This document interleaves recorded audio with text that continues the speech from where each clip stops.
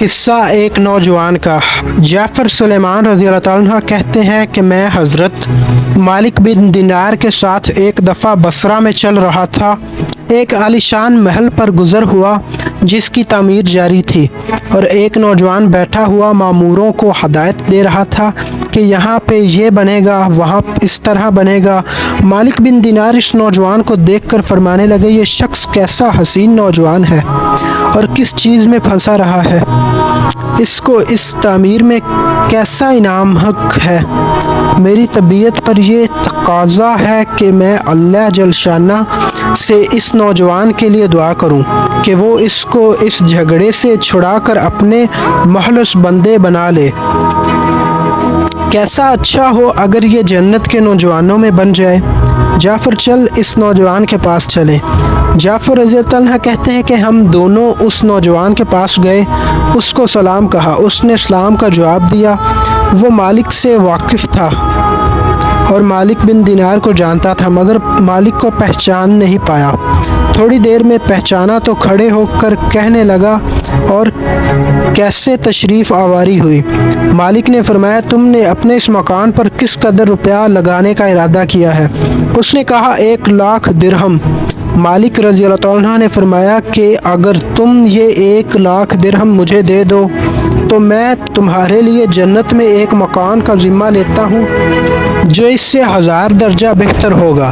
اس میں حشم و حدم بہت سے ہوں گے، اس میں خیمے اور قبیے سرخ یاقوت کے ہوں گے جن پر موتی جڑے ہوئے ہوں گے، اس کی مٹی زعفران کی ہوگی، اس کا رنگ ہرا مشک سے بنا ہوگا جس کی خوشبوئیں مہکتی ہوں گی، اور وہ کبھی نہ پرانا ہوگا، نہ ٹوٹے گا، نہ اس کو معمور بنائیں گے، بلکہ حق تعالی شانہ کے عمرکین سے تیار ہو جائے گا۔ اس نوجوان نے کہا، مجھے سوچنے کے لیے آج رات کی مہلت دے دیجئے، کل صبح آپ تشریف لائیں تو میں اس کے متعلق اپنی رائے عرض کروں گا۔ حضرت مالک بن دینار واپس چلے آئے اور رات بھر اس نوجوان کے فکر اور سوچ میں رہے۔ آخر شب میں اس کے لیے بہت عاجزی سے دعا کی۔ جب صبح ہوئی تو ہم دونوں اس مکان پر گئے۔ وہ نوجوان دروازے سے باہر ہی انتظار میں بیٹھا ہوا تھا، اور جب حضرت مالک کو دیکھا تو بہت خوش ہوا۔ حضرت مالک نے فرمایا، تمہاری کل کی بات میں کیا رائے ہے؟ اس نوجوان نے کہا کہ آپ اس چیز کو پورا کریں گے جس کا کل آپ نے وعدہ فرمایا تھا؟ حضرت مالک نے فرمایا، ضرور۔ اس نے درہم کے توڑے سامنے لا کر رکھ دیے اور ادوات اور قلم لا کر رکھ دیا۔ حضرت مالک نے ایک پرچہ لکھا جس میں بسم اللہ الرحمن الرحیم کے بعد لکھا کہ یہ اقرار نامہ ہے کہ مالک بن دینار نے فلاں شخص سے اس کا ذمہ لیا ہے کہ اس کے لیے جنت میں اس محل 1,00,000 درہم کے بدلے میں حق تعالی شانہ کے ہاں اس کو ایسے محل جس کی صفت بیان کی گئی ہے، جو صفات اس مکان کے اوپر گزرے، وہ سب لکھنے کے بعد لکھا ملے گا، بلکہ اس سے بھی کہیں زیادہ عمدہ اور حق تعالی شانہ کے قریب ہوگا۔ یہ پرچہ لکھ کر اس کے حوالے کر دیا اور 1,00,000 درہم اس سے لے کر چلے آئے۔ جعفر کہتے ہیں کہ شام کو حضرت مالک کے پاس اس میں سے اتنا بھی باقی نہ تھا، وقت کا کھانا کھانے کے بھی پیسے نہیں تھے اس وقت جیب میں۔ اس واقعہ کو 40 دن بھی نہ گزرے تھے کہ ایک دن حضرت مالک جب صبح کی نماز سے فارغ ہوئے تو مسجد کی محراب میں ایک پرچہ پڑھا دیکھا۔ یہ وہی پرچہ تھا جو مالک نے اس نوجوان کو لکھ کر دیا تھا، اور اس کی پشت پر بغیر روشنائی کے لکھا ہوا تھا کہ یہ اللہ جل شانہ کی طرف سے مالک بن دینار کے ذمے کی براہت ہے۔